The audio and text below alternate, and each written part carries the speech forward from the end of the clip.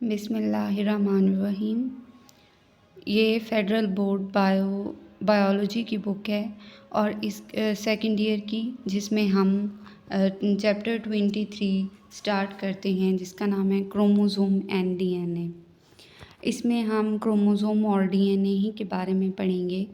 DNA हमारे पास क्या था, हमने डीएनए को 10th में पढ़ा था उसके बारे में कि ये डीएनए क्या है। डीएनए बल्कि हम इससे पहले भी बहुत सी जो है बुक्स में पढ़ चुके हैं, जैसे कि हमने 8th में भी पढ़ा, इससे पहले भी इसका शॉर्ट इंट्रोडक्शन हम पढ़ते आए हैं। लेकिन अब जो है चूँकि थोड़ा डिटेल में हम पढ़ेंगे इसे। तो डीएनए पहले क्या है कि डीएनए जो है वो एक डीऑक्सीराइबोज न्यूक्लिक एसिड है। इसके अलावा डीएनए जो है वो एक डबल स्टैंडर्ड है और डीएनए एक लेजर की तरह, एक सीढ़ी की तरह का स्ट्रक्चर है। क्रोमोसोम क्या होता है? क्रोमोसोम जो है एक थ्रेड लाइक मटेरियल है और क्रोमोसोम किससे मिलके बना होता है? ये डीएनए और प्रोटीन से मिलके बना होता है। इसका ज़्यादा पार्ट प्रोटीन से और कम पार्ट जो है डीएनए से मिलके बना होता है। इनफैक्ट इसमें जो है 60% प्रोटीन होता है, ये मिलके बना होता है 60% प्रोटीन से और 40% डीएनए से मिलके बना होता है। इसके बाद हम आते हैं इसका जो यहाँ पे आज जिस टॉपिक को हमने डिस्कस करना है उस टॉपिक पे हम आते हैं, जिसका नाम है क्रोमोसोमल थ्योरी ऑफ इनहेरिटेंस। इसमें हमें जो है बताना क्या है कि हमने इसके बारे में डिफरेंट साइंटिस्ट ने इसके ऊपर काम किया, क्रोमोसोम थ्योरी ऑफ इनहेरिटेंस पे। तो उसमें जो कार्ल करन था, इसने क्या कहा था? इसने ये कहा था कि जो है कार्ल करन ने ये कहा था कि इसने जो है ना इनहेरिटेंस में क्रोमोसोम का रोल क्या है वो बताया था कि विरासत में जो रोल आता है क्रोमोसोम का वो इसने डिस्क्राइब किया। इसके बाद इसने वो जो मेंडेलियन पेपर था उसको इसने रीडिस्कवर किया। मेंडल ने जो अपना वर्क बताया था, मेंडल ने जो अपना काम किया था, उसको उसने पेपर में पब्लिश किया और जो है कार्ल करन ने उसको रीपब्लिश कर दिया था। उसके बाद वेल्डरस्टन था, इसने सबसे ज़्यादा काम किया था और सबसे बेटर इसने काम किया था और इसने ये बताया था कि हर इंडिविजुअल जो है वो गैमीट की फ्यूजन से बना है। अब गैमीट कौन है? जैसे कि ह्यूमन में एग और स्पर्म्स हैं, तो एग और स्पर्म जब मिलते हैं तो वो क्या बनाते हैं? एक इंडिविजुअल बनाते हैं। तो जो गैमीट्स हैं उनके अंदर हाफ नंबर ऑफ क्रोमोसोम होते हैं। हाफ नंबर ऑफ क्रोमोसोम का ये मतलब है कि जैसे एक इंडिविजुअल में 46 क्रोमोसोम होते हैं, तो 46 क्रोमोसोम्स में से जो हमारे पास हाफ नंबर ऑफ क्रोमोसोम हैं वो कितने हैं होते हैं? 23 प्लस 23 अगर हम करें, मतलब कि जो 23 हैं वो एग में हैं और प्लस 23 जो हैं वो हमारे पास स्पर्म में हैं। तो दोनों जब मिलते हैं तो एक इंडिविजुअल जिसका क्या बनता है? एक इंडिविजुअल बनता है जिसके क्रोमोसोम का नंबर कितना है? 46 है। तो जब ये दोनों मिलते हैं तो क्या बनता है? एक इंडिविजुअल बनता है। तो हाफ नंबर ऑफ क्रोमोसोम कितने हुए? 23। तो इसने वेल्डरस्टन ने ये बात की थी।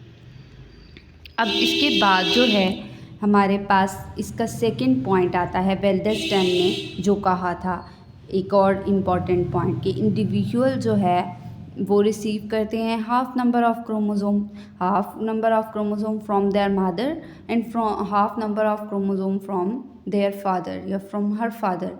क्योंकि उसकी जो है क्या होता है कि हाफ नंबर वहाँ से एग और स्पर्म में, एक मदर से एग आएगा तो एग में 23 क्रोमोसोम होंगे और जो है फादर से क्या आएगा? फादर से स्पर्म आएगा, उसमें भी 23 क्रोमोसोम होंगे जो कि मिल के क्या बना देते हैं? टोटल 46 क्रोमोसोम बना देते हैं, तो उससे हमारा क्या बन जाता है, एक इंडिविजुअल। तो इसी वजह से जो पेरेंट्स की करेक्टरिस्टिक्स होती हैं वो हाफ मदर से और हाफ फादर से आती हैं, बल्कि उनके आबाओ अजदाद से मिलती जुलती हैं। तो वो उनके फादर मदर से जो करेक्टरिस्टिक्स आ रही होती हैं या उनके पीछे से जो भी आबाओ अजदाद होते हैं उनसे कोई उनकी करेक्टरिस्टिक्स, जैसे किसी बच्चे की आँखों का रंग उसके दादा से मिलता है, तो ये जो है ये करेक्टर्स हमें कहाँ से मिल रहे होते हैं, ये हमारी जीन्स में आ रहे होते हैं। उसके बाद हमारे पास है, इसने जो थर्ड पॉइंट दिया, इसने क्या कहा कि chromosome arrange in pair form during gamete formation.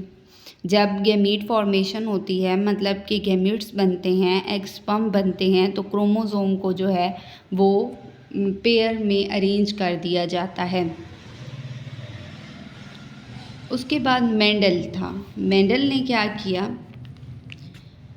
Mendel ने इन 20th सेंचुरी में मेंडल जो है उसने एक्सपेरिमेंटली ये प्रूव कर दिया था कि क्रोमोसोम के ऊपर क्या होता है, कोई जीन्स होती हैं, क्रोमोसोम के ऊपर जीन्स होती हैं या फिर उसके ऊपर एलील्स होते हैं जो कि कंट्रोल कर रहे हैं इनहेरिटेंस को। तो इसने ये बात की थी, किसने की थी ये बात, मेंडल ने की थी। तो मेंडल ने ये प्रूव कर दिया था।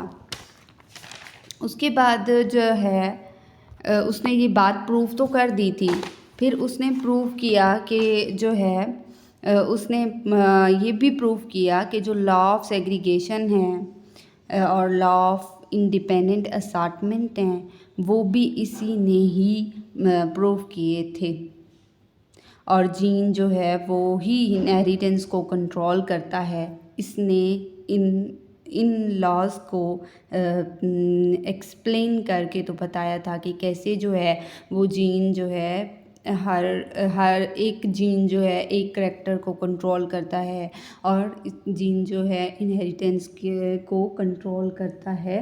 तो इसने अपनी बात को एक्सपेरिमेंटली प्रूव किया था। एक्सपेरिमेंट्स किए थे इसने, लॉ ऑफ सेग्रीगेशन और लॉ ऑफ इंडिपेंडेंट असॉर्टमेंट। उसके बाद जो है टीएच मॉर्गन जो था, टीएच मॉर्गन ने ना स्टडी किया था ड्रोसोफिला फ्लाई पर। ड्रोसोफिला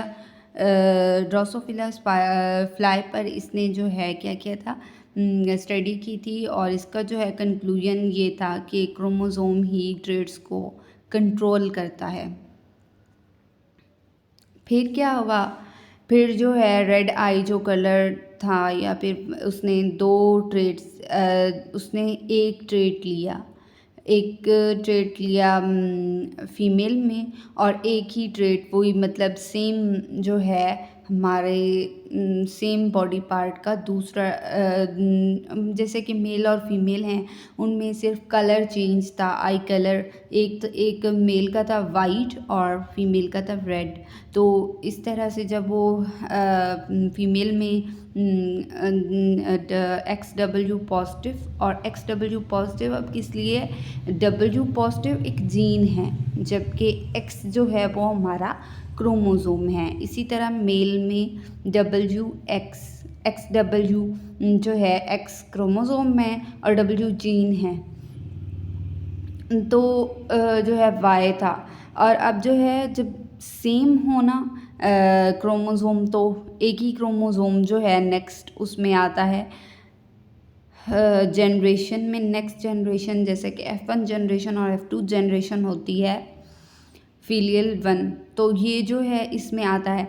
तो इसमें जो है एक XW पॉजिटिव सिर्फ एक आया और उधर XW और Y आए, तो जब ये आपस में मिलते हैं तो XW पॉजिटिव और X ये क्रॉस मतलब होता है, मतलब कि ये जो है दोनों के साथ मल्टीप्लाई हो जाएगा, तो XW पॉजिटिव XW आएगा और XW पॉजिटिव Y आएगा। तो अब ये जो हैं 2 करैक्टर हमारे पास आ गए हैं, जिनमें हमारे पास 50-50% अभी आया कि जो है फीमेल का में भी रेड कलर अगर आएगा तो वो 50% फीमेल में आएगा और 50% मेल में आएगा। लेकिन 50% करेक्टर था, लेकिन डब्ल्यू पॉजिटिव जो है वो डोमिनेंट आ रहा है। तो जब डोमिनेंट आ रहा है तो इसका मतलब है कि दोनों आई का कलर मतलब मेल भी होंगे तो रेड होगा और फीमेल भी होंगी तो रेड होगा, क्योंकि क्या डोमिनेंट आ रहा है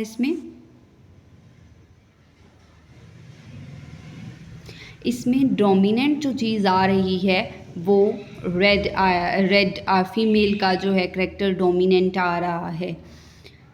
तो जब रेड आई तो उसमें एक्स डब्ल्यू पॉजिटिव और एक्स डब्ल्यू पॉजिटिव और वाई आया। तो जैसे ही जब ये आए ना तो इसमें क्या हुआ कि जो हमने इसको क्रॉस करवाया दोबारा से एक्स डब्ल्यू को हमने इन 2 करैक्टर से, जैसा कि ये पड़ा है एक्स डब्ल्यू पॉजिटिव और वाई, तो इन दोनों के साथ जब हमने इसको पहले वाले को मतलब एक्स डब्ल्यू पॉजिटिव को जब हमने मल्टीप्लाई किया तो एक्स डब्ल्यू बना, ठीक है। और फिर जब हमने एक्स डब्ल्यू पॉजिटिव और वाई को मल्टीप्लाई किया तो एक्स डब्ल्यू पॉजिटिव और वाई बना। और जब हमने सेकंड एक्स डब्ल्यू को किससे मल्टीप्लाई किया, एक्स डब्ल्यू पॉजिटिव, तो x W positive x W बना और इसी तरह हमने इसको दोबारा इससे मल्टीप्लाई किया तो ये चीज़ बनी।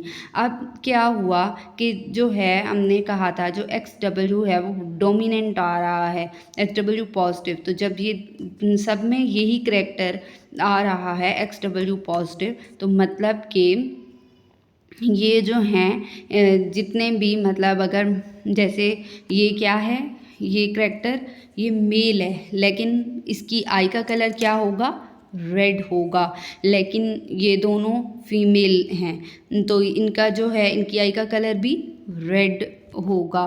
तो इसी तरह मेल जो हैं उनमें तो ये करैक्टर जो है वो मेल में जो है इसका मतलब ये हुआ कि जो 75% था कि करैक्टर जो है 75% जो है हमारे पास रेड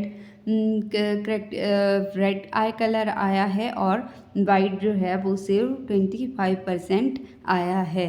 तो इससे ये साबित होता है